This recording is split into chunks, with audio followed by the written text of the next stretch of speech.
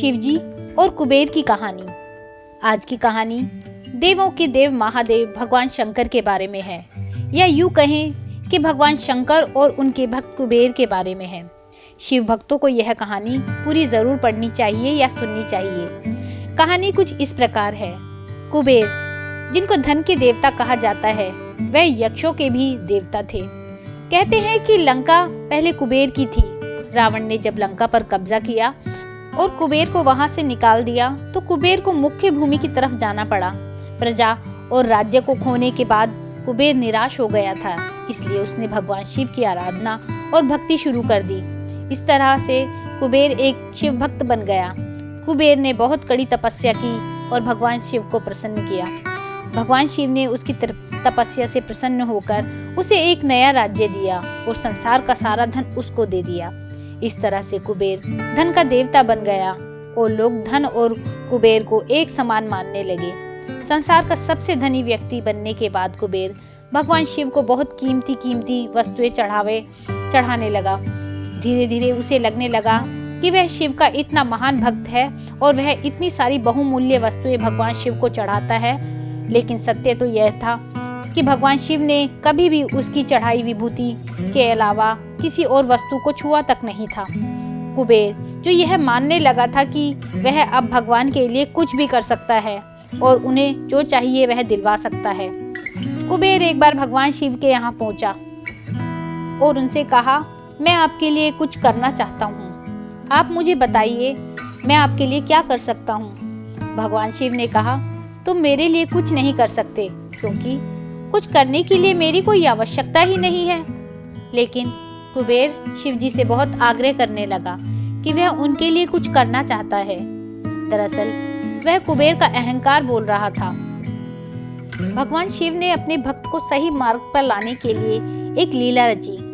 शिवजी ने कहा, देखो कुबेर, मुझे तो कुछ भी नहीं चाहिए। अगर तुम करना ही चाहते हो तो वह जो बालक है, भगवान शिवजी ने गणेश जी की तरफ उंगली दिखाते हुए कहा, वह हमेशा भूखा रहता है।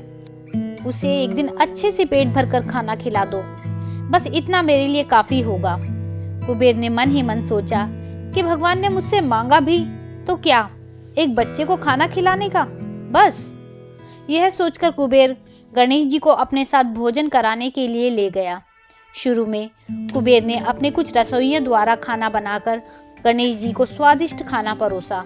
लेकिन उसने देखा गणेश जी खाते ही जा रहे हैं, तो उसने कई सैकड़ों रसोइयों को बुलाकर प्रचुर मात्रा में खाना बनाना शुरू रखा। एक तरफ खाना बनता जा रहा था और एक तरफ गणेश जी उसे खाते जा रहे थे। गणेश जी को इतना खाते देख कुबेर की चिंता बढ़ने लगी। कुबेर ने गणपति जी से कहा, गणेश जी आप रुक जाइए, इतना ज्यादा खाएंगे तो आपका पेट फट जाएगा। गणेश जी ने मुस्कुराते हुए कुबेर से कहा, आप मेरी चिंता मत कीजिए, आप अपना वचन पूरा कीजिए। मुझे भूख लगी है, मुझे खाना खिलाइए। कुबेर का अहंकार खत्म करने के लिए गणेश जी ने इतना खाना खाया कि कुबेर का सारा खजाना खत्म हो गया। यहाँ तक कि कुबेर को दूसरे लोगों से भी खाना मंगवाना पड़ा। कुबेर को इस बात का ज्ञान हो गया कि उसके विचार के छोटेपन की वजह से उसने अपने आप को भगवान शिव का महान भक्त समझ लिया था, जबकि सच बात तो यह थी कि भगवान ने जो कुछ उसे दिया उसी का थोड़ा हिस्सा वो भगवान को दे रहा था, जबकि इस संसार का सारा धन भगवान के लिए एक तिनके भर के से ज्यादा नहीं है। उसने भगवान शिव के पास जाकर अपनी गलती की माफी मांगी और उस दिन से उसकी जीवन की दशा बदल गई। दोस्तों, भगवान शंकर कितने दयालु और कितने भोले हैं, इस बात से हम सभी परिचित हैं। वह अपने अच्छे और बुरे सभी भक्तों पर अपनी दया दृष्टि रखते हैं।